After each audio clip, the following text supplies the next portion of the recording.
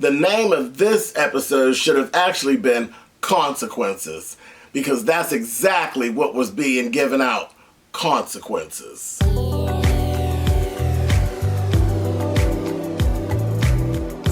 I'm like, come on through, Cookie. I'm going up on my soapbox. That's basically it. Let's talk about drag in all its forms.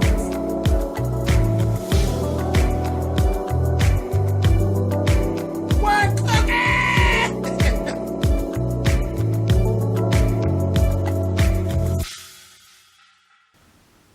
Hey guys, thanks so much for clicking on the video. This is my review for the Have and Have-Nots. This is season 6, episode 3.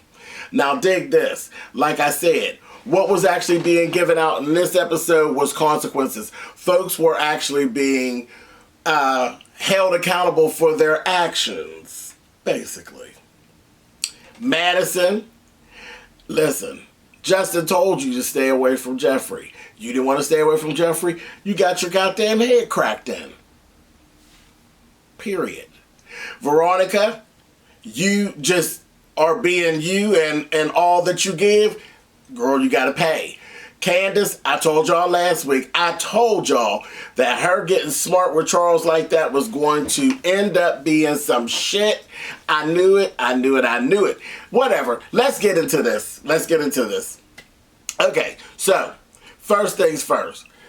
Justin, after he smashed in Madison's head, he took his phone and he uploaded some app to it where he took and got into the phone, replaced his phone number with, replaced Jeffrey's phone number with his phone number. So when Madison tried to call Jeffrey, he gets Justin on the phone playing games. And you know how we all do. We don't know each other's phone numbers for real. We actually have phone numbers in our phone. Child, something happened to that phone, you can't call no goddamn body because you don't know their goddamn number. And that's exactly what happened. Madison was stuck there at the hospital. Car tore up. Can't get Jeffrey on the phone. Jeffrey eventually ended up calling to the desk, and one of the nurses ended up getting them in contact with each other. Jeffrey gave the information about y'all girl, Erica, gave the information about her to David, and David said, just go get that nurse to take care of these burns, and you go get them, and whatever, and at the time, he didn't know that he had been bashed, but he told him, you go ahead and get him, and bring him back here. In the meantime, we got Veronica's at home, okay? She down to her house, and she's like all drunked up, and RJ's in there just aggravating her. Talking about, no, he ain't leaving, he ain't going. He's not going to leave the house. He going to stay here and aggravate her because that's what he chooses to do. And she's like, you know what, I'm getting real sick of you. But he eventually ended up she called David on the phone. RJ said, don't call him. She called him. And they had their little conversation back and forth. She laughing at David, telling, yeah, you thought you had fallen in love, and what you had was a whore. She was a whore, David. Everybody knew she was a whore, but you fell in love with her. Oh, she was having a good time. Kiki and cackling and drinking that brown liquor. Baby, that David was not amused. You hear me? Love him. Love David. He was not amused. He told her, he said, you know what, Veronica? I'm going to kill you. Listen, can I tell you something about the conviction that was in his voice and in his throat when he told her, I'm going to kill you? The smile literally wiped off of Veronica's face. And that bitch knew like we knew. He's going to fuck you up. She knew it.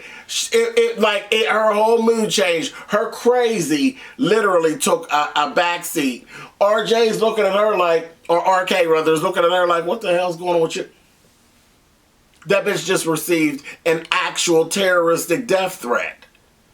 And she knew it. And she was sitting there looking all stupid. I said, consequences. Consequences for the fuck shit that you've been doing for not one, not two, But 5 seasons, girl, your ass is getting ready to be tore out the frame. Is what it is. I was like, okay, so that was that. Jeffrey gets down there, and I was real irritated. Jeffrey gets down there, sees that Madison's head is bashed and all that, and you would think that he would change up. He's still standing there talking to Madison and basically kind of taking up for old crazy boy. And I'm like, are you kidding me? And I said, Madison, girl, you better than me. Because I'd be done with Jeffrey. Like, I would just be done. Like, you're not going to sit here and pretty much take up for him. Like, you're not going to do that. He done bashed me upside my head all about you. It's not going to happen. They figured out what was going on with the phone and all that. I was like, oh, no. There's no way. There is no way that I would allow that. And I'd still be messing with you. And Jeffrey's like, oh, yeah, I could get him to calm down. To calm down? Yeah, okay, baby. I ain't worried about him calming down. I'm going to get him locked up. How about that? Lock him right on up. I said, I don't understand what he has to do. Like, what does he need to do to convince you that this is a problem? What, you got to kill the boy? For you to know that it's an actual issue? No, because you stuck up on some stupid. Stuck on stupid.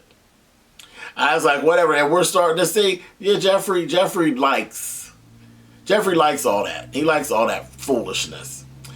Anyway, okay, so how about Sarah end up talking to George? Y'all know George, the DA, the little Asian DA, child, he gets on my nerves so bad. But he had the nerve to be telling her, he told her, you get those bullets from Jim Crowder, you get them. She's like, I'm going to get them. And she's like, but it's not that easy. He said, you better get them and bring them back. And she said, well, what if I don't? He said, well, either way, you're going to be prosecuted. But if you get the bullets and bring them back, then I'll take it easy on you. I said, what? Then he told her, and also, Sarah, you disgust me. I said, no, he didn't. Baby, I'd have hung up on George and been on my way to the border, honey. The border of Mexico, to jump that wall that ain't there yet, honey. I'd have been gone. Told George, fuck you. Here. I said, she take her ass back up in there. In the meantime of all that going on, she's standing outside because she's getting ready to leave. Jim showed up. She get Jim in there. She gonna try to seduce Jim. I just cracked up laughing. Jim was like, oh, come on, show me what you got. This, that, and the other. Got her over there begging and crying. And Catherine walks in and will say, oh, well, who's this whore? And she's standing there. Catherine told her, don't take your clothes. Don't put your clothes back on. Let's see what you got. Girl, if I had a body like yours, I would never put clothes on, girl. I said, Catherine is out of her mind. Out of her mind. I was like, all right, Kat. So she goes ahead with all that, and then she takes and says to the goofy child, they start going back and forth, her and Jim. They're going back and forth, and they're standing in front of this girl, creating this whole narrative in this story. All of it lies. That she literally has stalked them. And all of this, they're like literally creating this story to let them know, when we get to jail, we're just going to put everything, when we get to courtroom, we're going to put everything on you. And that'll be on you, bitch. And she just was like, you all know this is not true. She said, yeah, we know it ain't true. But the judge doesn't know it's not true, bitch. I said, oh, that's terrible.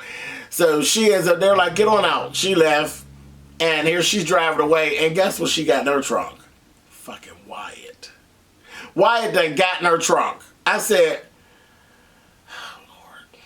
He done made a getaway in the trunk. Just ridiculous. I said I wasn't going to fuss. It's ridiculous. But Wyatt's in her trunk, y'all. Mess. So he leaves on off. Then they notice that Wyatt's not there. So Jim's like, y'all get out. Y'all find him. They're not going to find him, baby. He's going to be in town somewhere getting high. Because that's what he does. So that's that. Consequences for all the dumb shit that you've done, Sarah. Now you're going to jail. I said, that's just terrible. So, last one. Let's talk about Miss Candace. See, I told y'all last week there was going to be some issues with Miss Candace, didn't I? They're on their way back to the hotel. Charles says to Candace, you know you need not ever speak to me that way again. And she's like, and if I do? He said, just don't. You know, she's still playing that game. You don't, I told you, you don't know me. This, that, thing, and the other, on and on. He told her, you know what? He told him, stop the car. Stop this car right now. And the man was like, okay. They stopped the car. He said, get out. She said, what do you mean, get out? He said, get out. I'm done with you. Get out. And she's like, I'm not getting out. We're in the middle of nowhere. He said, that's not my problem. Get out. I said, see, I told y'all Charles wasn't right. I told y'all little cutie wasn't right, honey. He told her, just that fast. Turn on, turn off, honey. I said, oh my God. Landon gets out of the truck that's in front of there, so you know they riding in a whole caravan. Comes back, and because he told her, he said, either you're going to get out or I'll get you out myself. And he told Landon, get her out of here. And Landon's like, come on, Candace, let's go. She gonna say, I'm not getting out. And she said, wouldn't the news love to see that? People would love to see that. And Landon said, well, there is like 2 vans worth of paparazzi following, and paparazzi and press following us. We're not doing that. He said, if you don't get her out of here, Landon, I'll get her out of here myself. He said, no, you won't.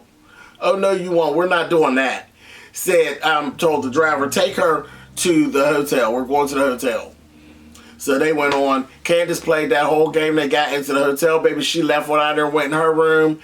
Landon went behind her. Landon was like, what kind of stupid shit is going on? What are you doing? So they get to going back and forth. She's like, I don't need this shit. I ain't got time for this. I don't have time for this. And they going back and forth. Landon's telling him, you telling her he's a good guy and he likes you and this, that, thing, the other. And she looked at Landon and she said, you're in love with him, aren't you? And Landon's like, what? I spent a lot of time with him. She said, you're in love with him. Wait a minute, is he in love with you? Am I the beard for this gay bullshit that y'all got going on? Is he gay? And Landon's like, what? No, I don't know. Is he? Baby, he was standing in the doorway and he was like, Landon. And he's like, So he came in, he had a couple words with Candace. And he was like, this is just ridiculous. He's like, you know good and well I'm not gay. She's like, I don't know nothing. Are you gay? I said, girl, you're going to make him hit you, honey. You're going to make him hit you is what you're going to do. Honey, they got to going on. He was done with her. He went on back over to his room, whatever. Next time we seen Candace, Candace is down in the bar, back being a bum bitch, trying to get money from Rocky. She asked Rocky for some money. She asked the other little gigolo for some money. Don't nobody got no money. I said, girl, this is just ridiculous. You running because you scared because you actually like him. That's what the problem is. She's trying to mess it up. I was like, this is just ridiculous. Absolutely ridiculous. Now, that's again, consequences now for the dumb shit that you're in the process of doing. Landon, consequences will be found later on because I can't wait till the next episode or two because I got to see what the new interaction with him and Charles is going to be now. Consequences, honey. Okay. And I said that was the last one, but it wasn't. You know we can't get out of here without talking about Hannah. Hannah got Derek down there to the house. Told him she wanted him to stay overnight. And stay in her bed.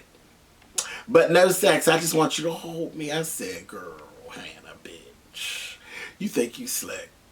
You think you slick. You're going to start off with your Bible, honey. But you're going to end up with a dirty condom in your bed, girl. You're not slick, Miss Hannah, honey. I'm on to you, girl. You could tell all the stories you want. You could do all the prayers that you want, honey. But all you praying is that it's exactly the size that you think it is, honey. You're not slick, Hannah, bitch. A mess. And she told him to go on in there and take a shower.